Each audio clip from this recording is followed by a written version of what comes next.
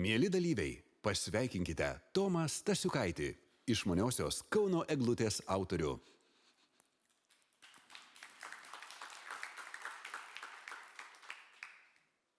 Sveiki susirinkę.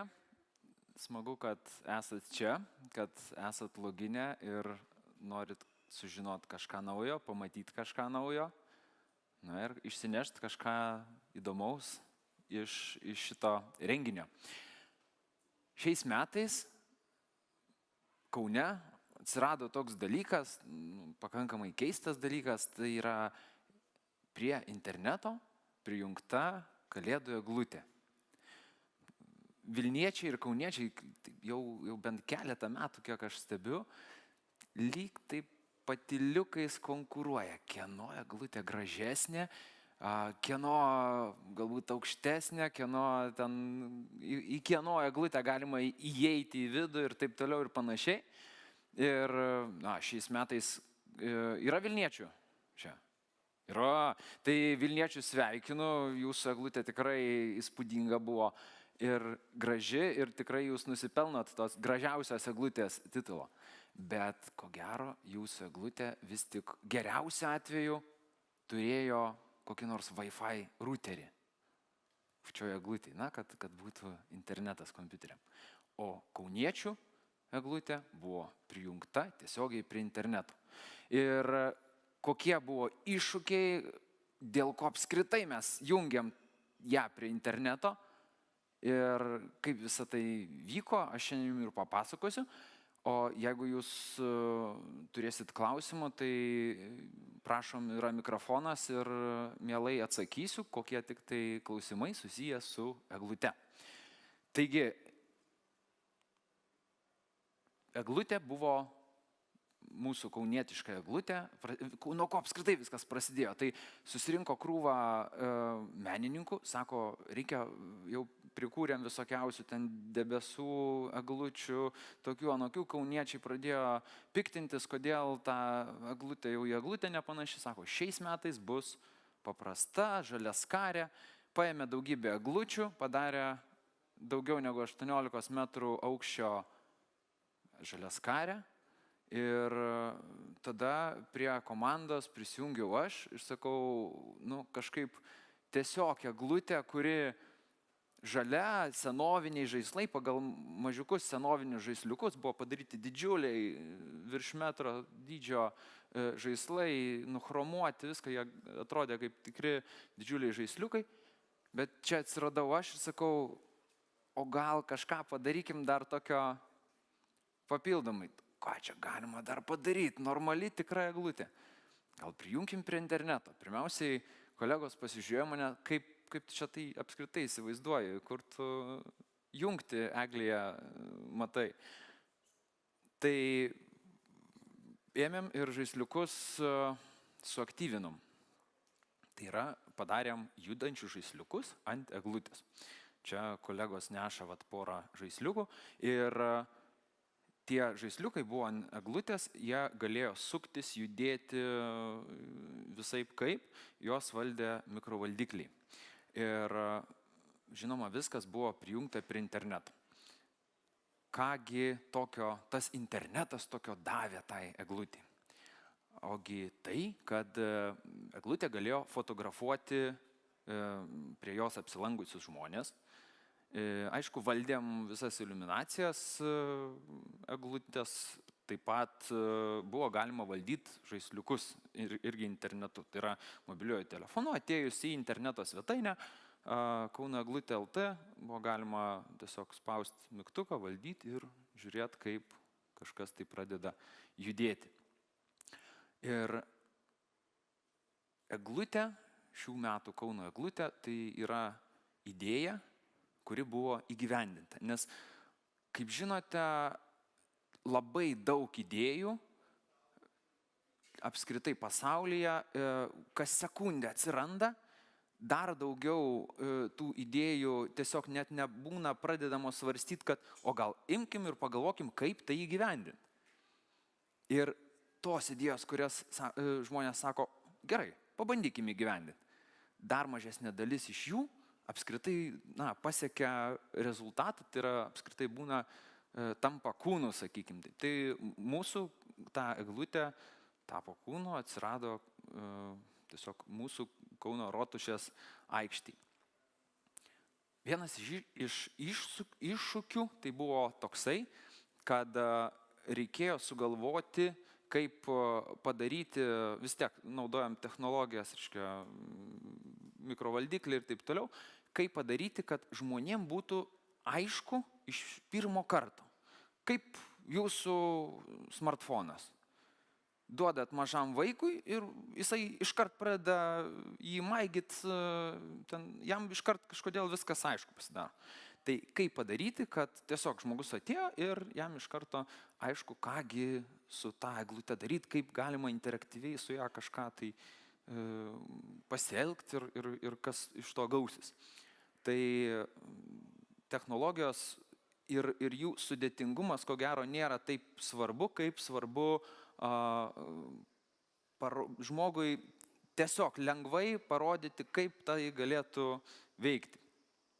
Ir tada, kai žmogus galbūt nesupranta, kaip tos technologijos tiksliai veikia, tas pats mobilusis telefonas, daugelis nežino, kas ten darosi jo viduj ir kaip ten bitai kokie vaikšto, kaip ten programėlės tiksliai veikia ir panašiai, bet labai lengvai moka juo naudotis. Tai tada, kai žmogus nebūtinai supranta, kaip tos technologijos veikia, bet lengvai moka naudotis, tada prasideda stebuklai. Na ir Kalėdos yra tas metas, kai žmonės stebuklais linkę patikėti daug lengviau. Susirenka, pirmiausia, tai būna apskritai juodas darbas tos eglutės įrengime, bet paskui susirenka žmonės į jos įžiebimą ir visi tikisi kažko tokio, ką parodyti. Ir žmonės yra labai išlepinti. Tikrai žmonės yra labai išlepinti, todėl kad kažką parodyti naujo, tam paspaudė mygtuką ir kažkas įvyko, jau ne tie laikai, reikia kažko daugiau. Ir įžiebimo metu, eglutės įžiebimo metu, kai susirenka keli tūkstančiai žmonių į Kauno Rotušės aikštę, pasižiūrėti šou, keliem, bent jau praeinantiem, girdėjau, kilo klausimas, o tai kur čia tas interaktyvumas? Koks interaktyvumas, jeigu keli tūkstančiai žmonių ir tiesiog jie eidami nušluotų viską. Tai visi pirmiausia interaktyvūs dalykai buvo sukelti ant scenos, tiesiog televizija, kuri transliavo tiesiogiai įžiebimą, pamatė mūsų konstrukciją, sako, tvarkoj, čia bus foninė instaliacija, viskas susikėlė. Na ir žmonės tikėjosi to stebuklo ir jie paskui atėjo dar kartą į Rotušės aikštę ir tą stebuklą rado. Ir tą stebuklą pavyko sukurti, panaudojant daug daviklių, jutiklių, kurie buvo patys įvairiausi. Tai yra temperatūriniai, slėgio, smūgio, galų gale kameros buvo naudojamos, kurios, stebėjo, jeigu žmogus ateina į tam tikrą zoną, suaktyvina daviklius ir panašiai.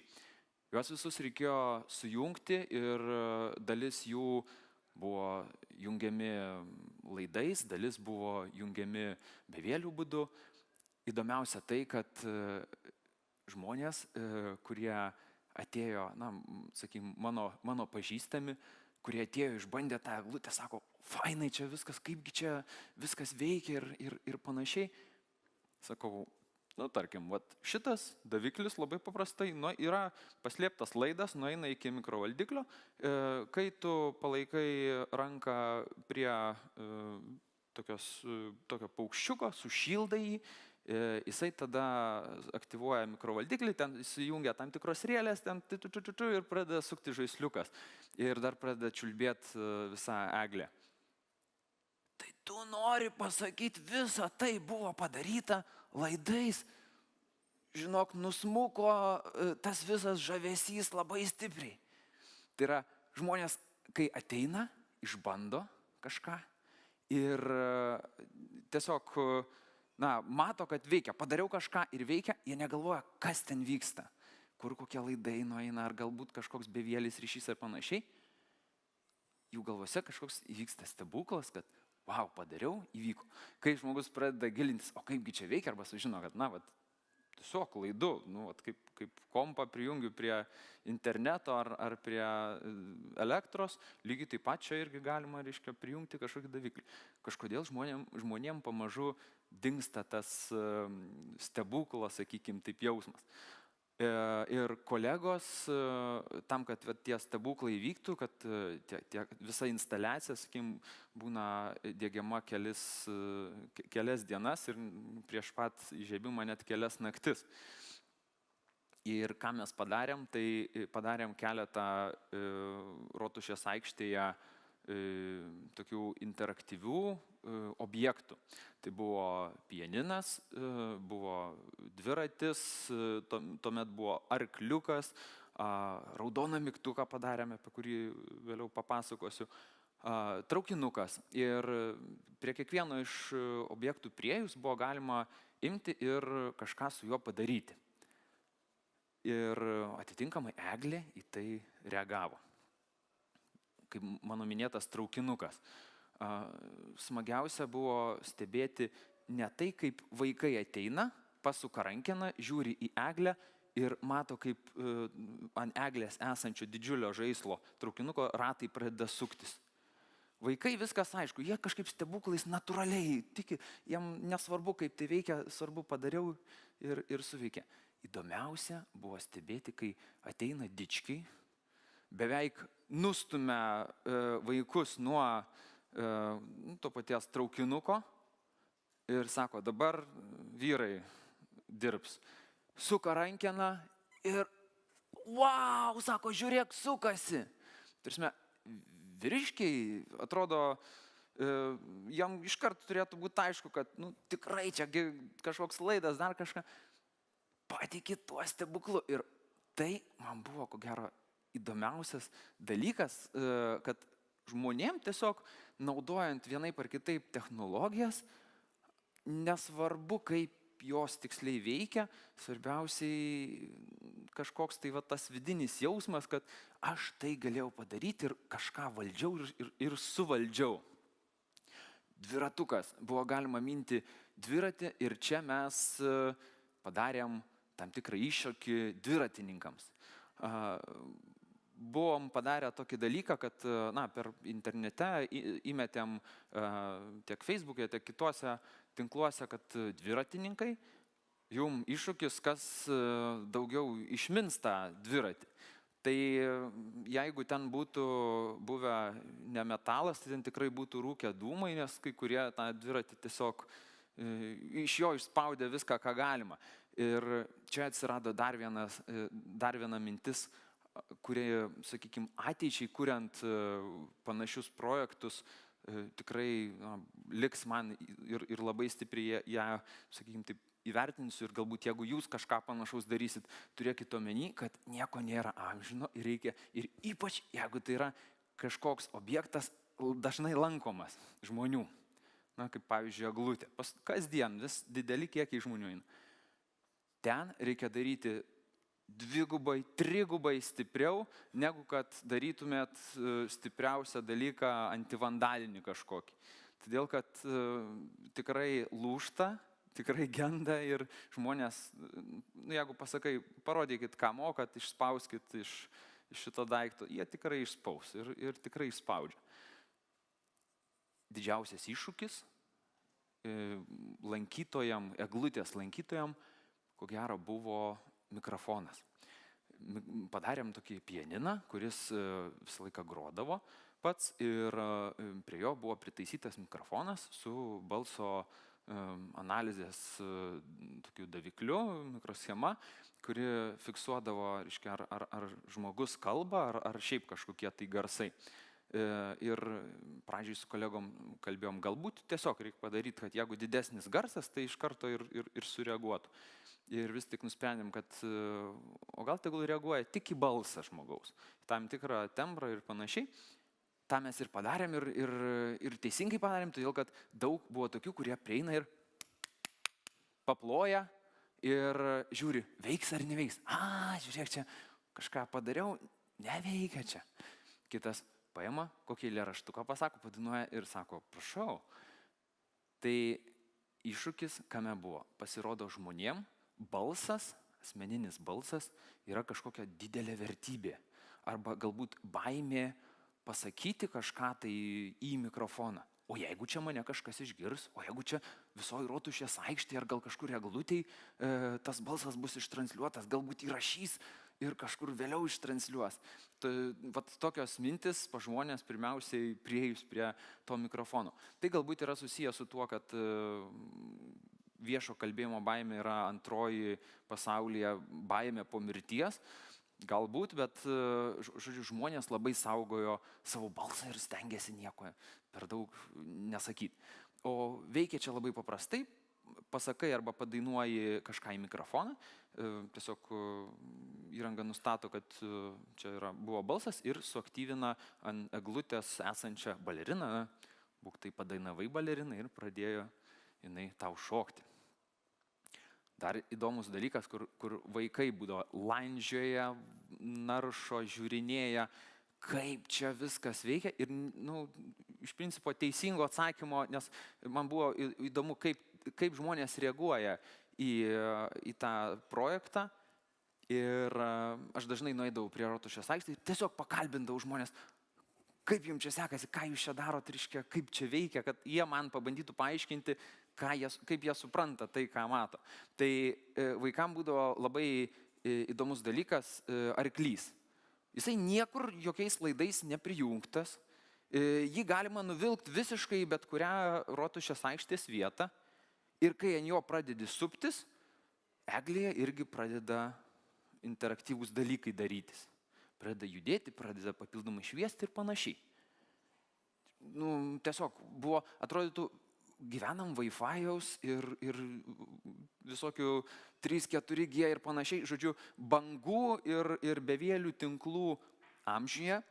Ir lyg tai būtų aišku, kad taip galima paimti kažkokį bevėlį daviklį, įmontuoti, ten judesio smūgio daviklius ir atitinkamai gauti tą, sakykime, informaciją, ar čia kažkas supasi ar ne.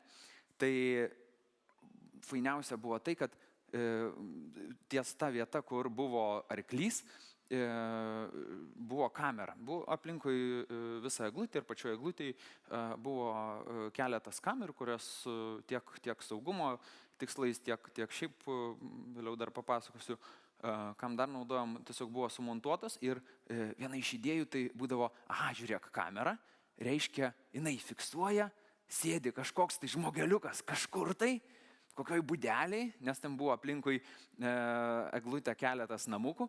Ir matyt, sėdi kažkokį būdelį, pamato ir jungia, garantuotai.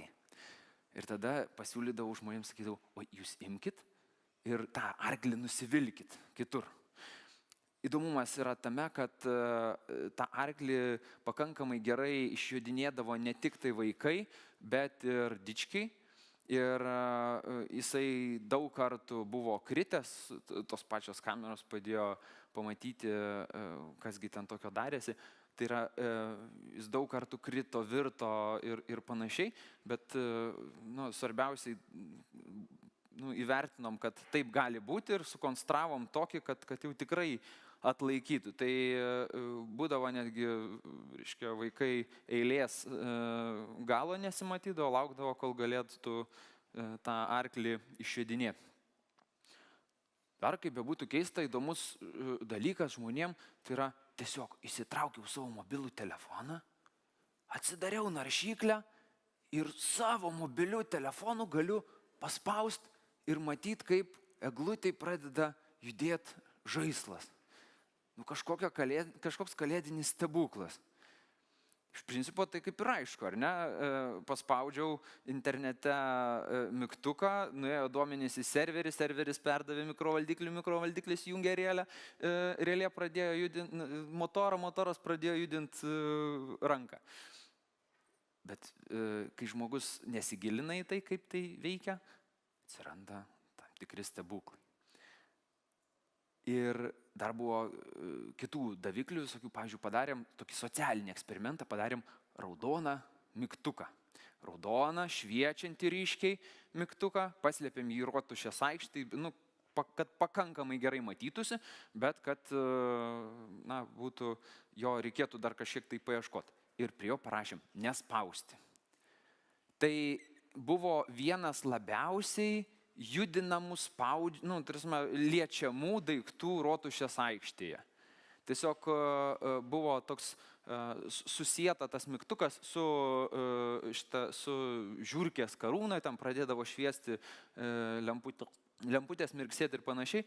Tai tos lemputės praktiškai nuo ryto iki vakaro neužgesdavo, nes žmonės tiesiog rasdavo tą mygtuką, jeigu nespausti, jeigu dar raudonas, tai kitaip ir būti negali. Ir tada vykdavo stebuklai, kai žmonės tiesiog pasirodo, atėjau, kažką padariau, įvyko ir patikiu tuo, kad aš kažką galiu imti ir padaryti. Čia yra įdomiausias technologijų taikymo dalykas. Ir tai labai smagu stebėti, kai kažką sukonstruoja ir kaip žmonės tai išnaudoja, sakykime. Išmanioji eglutė buvo tam tikras iššūkis vyresnio amžiaus žmonėm. Ir kodėl? Todėl, kad vyresni žmonės, jaunimas tai aišku, atėjau iš karto veržliai, imu, kažką bandau, darau, žiūriu kaip veikia, o vyresnio amžiaus žmonės taip atsargiau žiūrėdavo, kažkokią rankenėlę galima pasukti, o gal čia sulūš, vėlgi, tokio atsargumo turėtų. Tai mes padarėm interaktyvų stendą, prie kurio buvo judesio davikliai, kameros ir tiesiog žmonėm irgi baisiai būdavo įdomu, kad tiesiog rodo skaidres stendas, priejau ir jisai man pradeda pasakot. Pasitraukiau, nustojo. Ir tokių buvo ne vienas, kuris pirmiausiai, ne tiek žiūrėdavo tą video, ką ten galima nuveikti toj Rotušės aikštėj, kiek, prieinu, veikia, pasakoja, neveikia, apeina, ten prie namuko buvo pritvirtinta, apeina, pasižiūri ryškiai į namuką, nieko nėra, galbūt irgi kažkas sėdi, pamato, kad jau priejo, įjungia. Tiesiog, ir kai pamato, kad nieks neįjungia, tada irgi, wow, kažkoks stebuklas. Ir tiem žmonėm, kurie kažko atėję į įžiebimą ir kažko laukia, čia ir yra tas atsakymas, kad tu gali kažką išbandyti tokio ir, patikėk stebuklu, jis tikrai egzistuoja vienaip ar kitaip, technologijos galbūt ir ne pagalba. Ir prieš įžiebimą padarėm spaudos konferenciją, tiesiog nutarėm papasakoti, kad štai jungsim Kalėdų eglutę prie interneto. Ir žurnalistai išgirdę, kad bus jungiama prie interneto kalėdinė eglutė, iš karto beveik vienbalsiai, ar bus galima nulaužti, nes jeigu daiktas prijungtas prie interneto, logiška, tai, ką žmogus sugalvo, kaip apsaugot, kitas tikrai arba 10 kitų sugalvos, kaip nulaužti.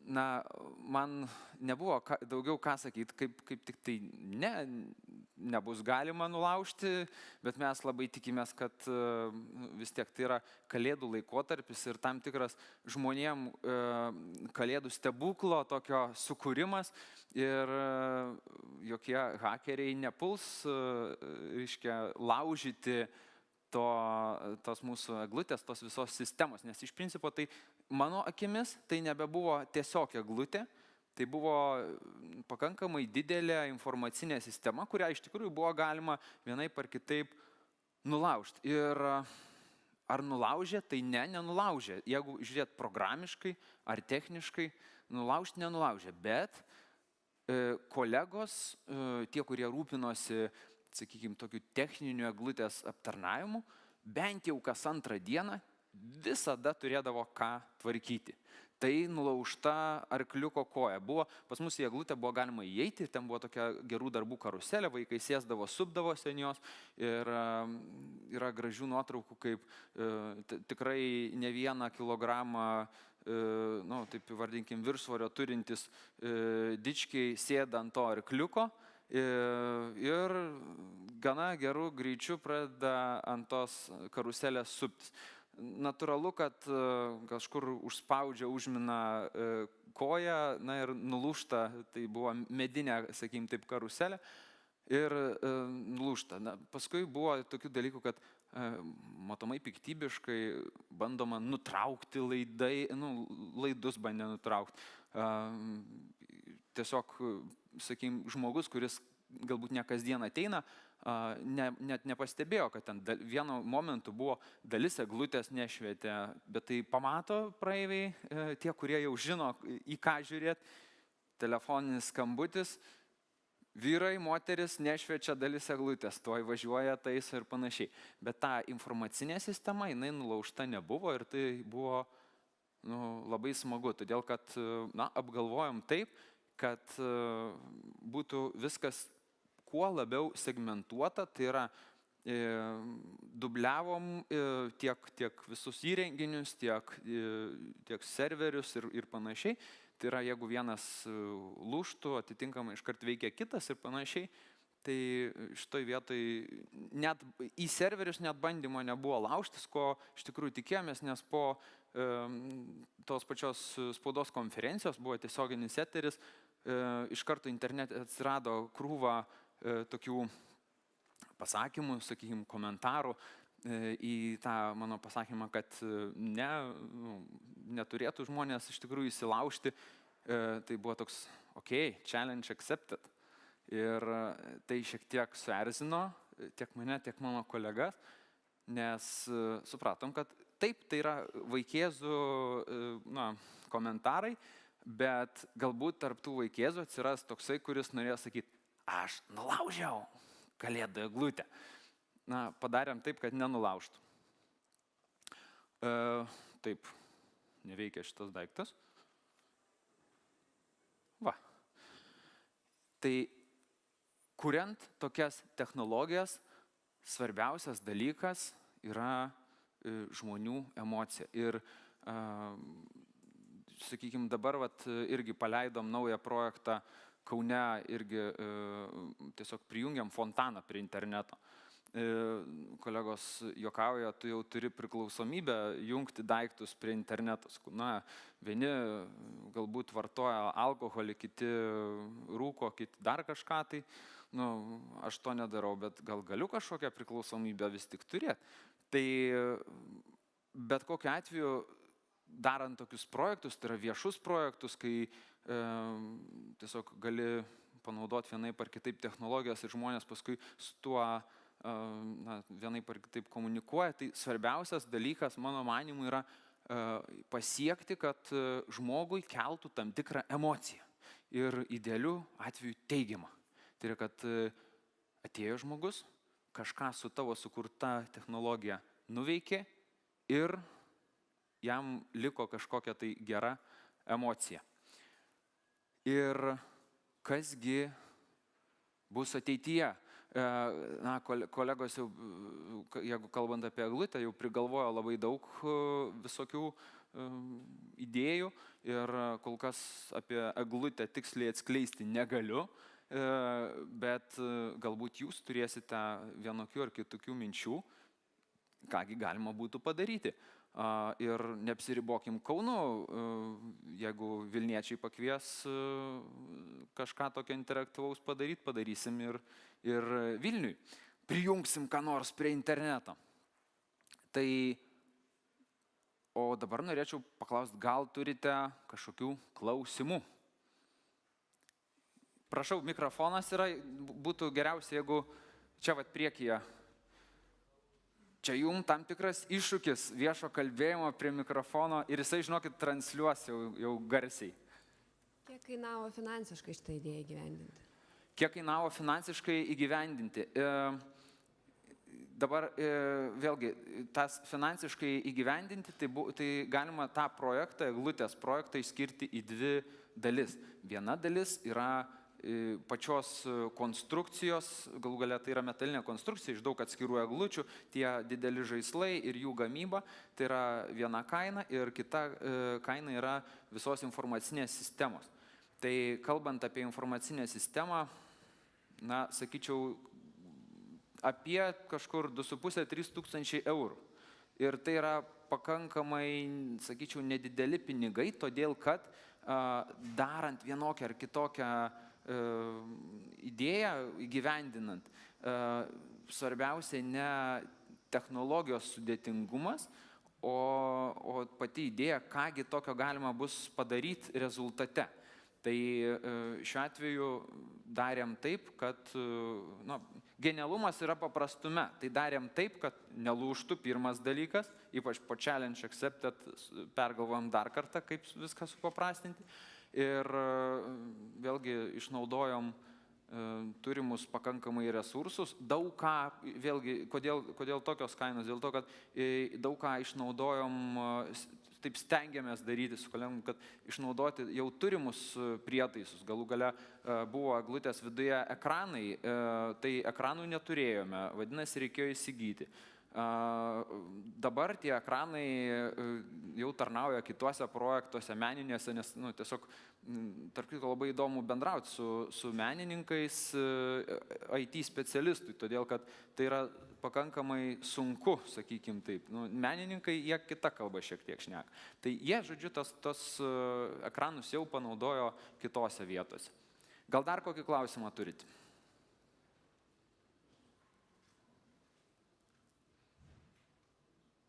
Klausimų jūra. Tik tai visi bijo per mikrofoną. Tai jie galite ir iš vietos sakyti. Ok, ačiū tada jum. Ir jeigu turėsit kokių klausimų vis tik ir norėsit detaliau ką nors išgirsti, tai galit rašyti man. Tiesiog internete įveskit Tomas Stasiukaitis, rasit mano kontaktus ir susirašykim. Iki kitų kartų. Ačiū.